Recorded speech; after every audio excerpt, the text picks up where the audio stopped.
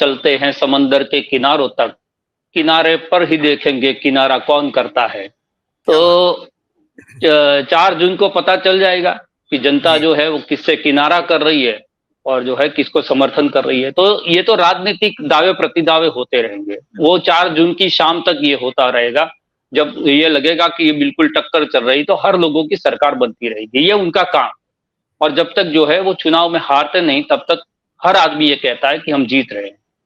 लेकिन अमित शाह के पास कौन सा वो एक्सरे मशीन है वो पता नहीं, कि हर जो है जो एक चुनाव खत्म होता है वो अपने दावे कर देते हैं कि हमने 200 पार कर लिया है, हमने 310 पार कर लिया है। तो ये उनकी पहले से आदत रही है। गुजरात में भी जब चुनाव घोषित हुआ था तो उन्होंने कह दिया था कि 150 पार, कहीं पर कह देते हैं 100 पार, कहीं पर आज कह रहे हैं कि 400 पार।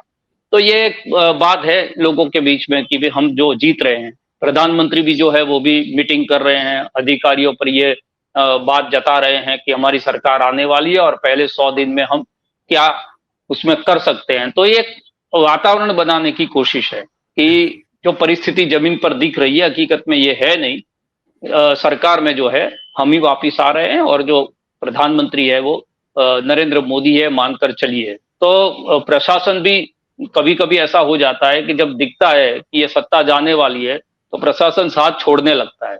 तो कहीं ये ना हो जाए, और उनकी जो कोशिश रहती है हर संस्था के साथ मिलजुल कर चुनाव लड़ने की, उस कोशिश में कहीं दिक्कत ना आए, उसके लिए ये सारी चीजें जो है वो करनी पड़ती है।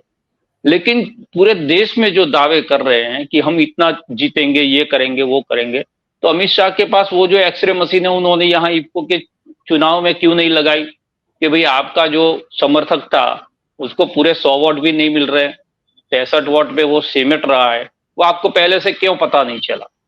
तो ये मनोवैज्ञानिक दबाव खड़ा करने की पहले से भारतीय जनता पार्टी ने कोशिश की है। लेकिन जिस तरह से ये चुनाव चला है और भारतीय जनता पार्टी इस चुनाव के अंदर जिस प्रकार से फंसी हुई दिख रही है, विपक्ष के नैरेटिव में, विपक्ष के मुद्दों पर, वो जो है हर रोज जो है अपनी स्क्रिप्ट बदल बदल कर चुनाव लड़ने की कोशिश कर रही है और ये दिखाने की कोशिश भी कर रही है, कॉन्फिडेंस जा रहा है उनका, उसके बावजूद भी जो है वो दिखाने की कोशिश कर रही है कि ये चुनाव जो है हम आसानी से जीतने जा रहे हैं। जबकि बहुत सारे राजनीतिक पंडित है, जो सेपोलॉजिस्ट है, वो सारे लोग ये कह रहे हैं कि आप ये 400 पार तो छोड़ दीजिए, 250 के पार जो है अभी भारतीय जनता पार्टी जाती नहीं दिख रही है। और हर स्टेट से ये बात आ रही है, हर राज्य से ये बात आ रही है। और उसमें गुजरात की बात जहां पर हम कह रहे हैं आज भी उस बात पर हम कायम हैं, नतीजा जो भी हो आज भी उस बात पर हम कायम हैं। या 6 से 7 सीट ऐसी है जिसके अंदर कुछ भी हो सकता है, और कुछ भी हो सकता है उसका मूल्यांकन कांग्रेस ने भी किया है। अभी मैं जहां ये डिबेट में आ रहा था उससे पहले शक्ति सिंह गोहिल का एक प्रेस चल रहा था, उन्होंने यही कहा कि हमने जो सारे बूथ है, सारे जो पोलिंग एजेंट्स है, उसके फिगर मंगवा के हर कॉन्स्टिट्यूएंसी के अंदर हर पार्टी को ये पता होता है कि कहां पर वोट पड़ेंगे तो वो वोट हमारे पक्ष में होंगे या हमारे विरुद्ध में होंगे। तो उस आधार पर वो भी ये कह रहे हैं जो हम कह रहे हैं कि 6 या 7 सीट, और लगभग सारे जो एनालिस्ट है उसकी मैच हो रही है, 1-2 सीट को छोड़कर सारे लोग जो है कुछ सीटों पर बिल्कुल सहमत है। और भारतीय जनता पार्टी के भी जो हमारे मित्र है, जो ऑनलाइन इस बात का स्वीकार नहीं करते लेकिन ऑफलाइन वो भी कह रहे हैं कि ये सीटें हैं जो हो सकता है कि कांग्रेस जीत के ले जाए, जो उसके गृह राज्य में, जिसमें हम दावे के साथ कह सकते थे कि हमारे लिए कहने के लिए कुछ नहीं था। आज से अगर 2 या 2.5 महीने के पहले किसी भी चैनल पर हमको कहा गया तो हमने कहा था कि हमारे लिए कहने के लिए कुछ नहीं है, यहाँ 26 में से 26 कोई जो है स्पर्धा नहीं है। अमूमन ऐसी स्थिति जब इंडिया गठबंधन नहीं बना था तो देश में भी थी। सारे लोग ये हम चर्चा कर रहे थे या बातचीत कर रहे थे कि विपक्ष कैसे लड़ेगा, एकजुट हो पाएगा या नहीं हो पाएगा, अगर एकजुट हुआ तो सीटों का बंटवारा कैसे होगा, सीटों का बंटवारा हो गया तो उसके बाद जो अंतर विरोध होगा उसको कैसे संभालेंगे, फिर जो है वो अपने अपने राजनीतिक हितों को बाजू में रखकर एक ही मिशन पर कैसे लगेंगे। ये सारे सवाल के जवाब हमको इंडिया गठबंधन ने दे दिए। वहां से बाहर निकले हुए लोग भी या इंडिया गठबंधन के अंदर है वो लोग भी एक ही एजेंडा पर भारतीय जनता पार्टी या मोदी सरकार को हटाने की कोशिश में लगे हुए हैं।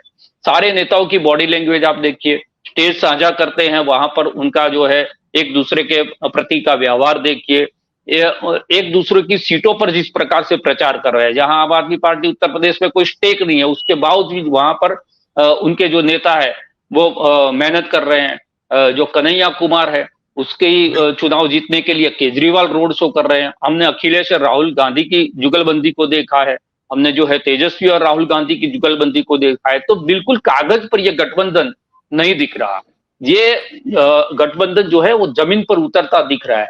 और उसकी एक वजह यह भी है कि जब इन लोगों ने यह गठबंधन बनाया होगा तब भी उनको यह पता नहीं होगा कि इसका रिएक्शन जनता के अंदर क्या जाएगा।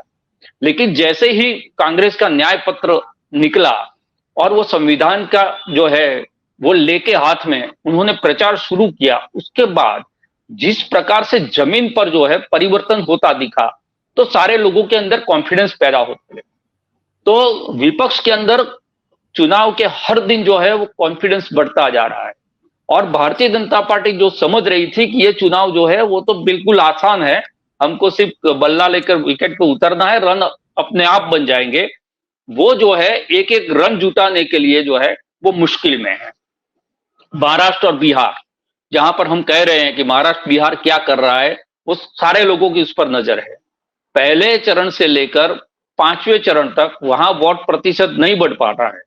उसका मतलब कि आरएसएस या भारतीय जनता पार्टी का संगठन जो कहा जाता है कि उसका जो कोर वोटर है, उनका जो हार्डकोर समर्थक है, उसको घर में बैठने नहीं देता, वो किसी न किसी रूप से उसको बाहर लेके आता है। चलो समझ लीजिए कि पहले चरण में काम नहीं हुआ तो दूसरे चरण पर तो मेहनत बढ़ाई होगी उन्होंने, तीसरे पर और प्रयास किए होंगे, लेकिन वो सारे प्रयास के बावजूद भी वहां पर वोट ज्यादा नहीं पड़ना इस बात का संकेत है कि सत्ता के प्रति निराशा उनके खुद के वोटर में, और जो वोट पड़ रहे हैं वो हो सकता है कि विपक्ष के समर्थन में पड़ रहे हैं। तो बिहार और महाराष्ट्र में ये पेच फंसा हुआ है, लगातार ये कह रहे हैं। गुजरात की स्थिति जो है मैं बार बार यहां पर बता रहा हूं, चाहे हम गलत साबित हो या सही, जमीन पर जो दिखा है वो गुजरात जो है वो बिल्कुल सरप्राइज देने की कोशिश है।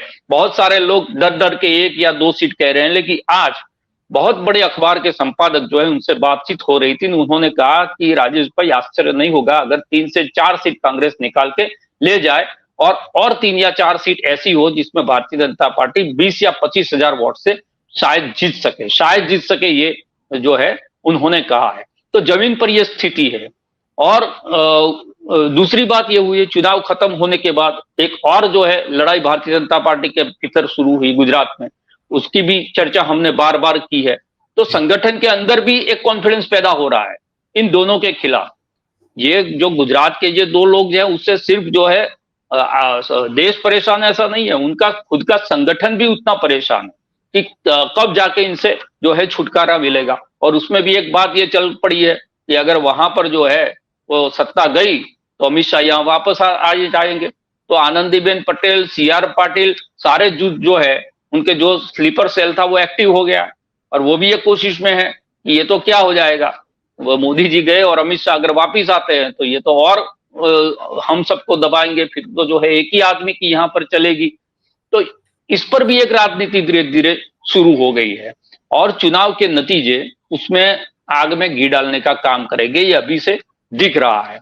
और उसके लिए कहां से बात शुरू होगी, कहां तक जाएगी, वो खुद भारतीय जनता पार्टी जो है वो जान नहीं रही।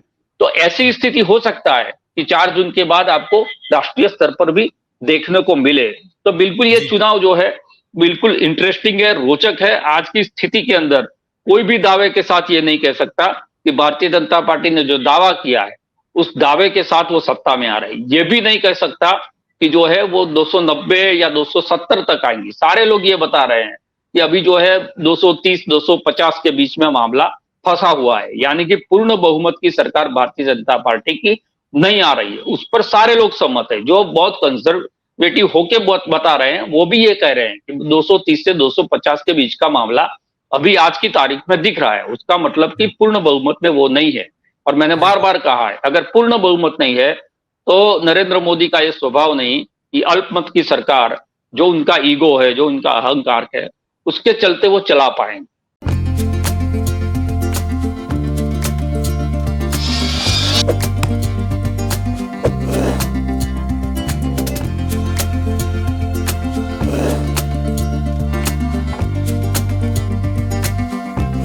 है।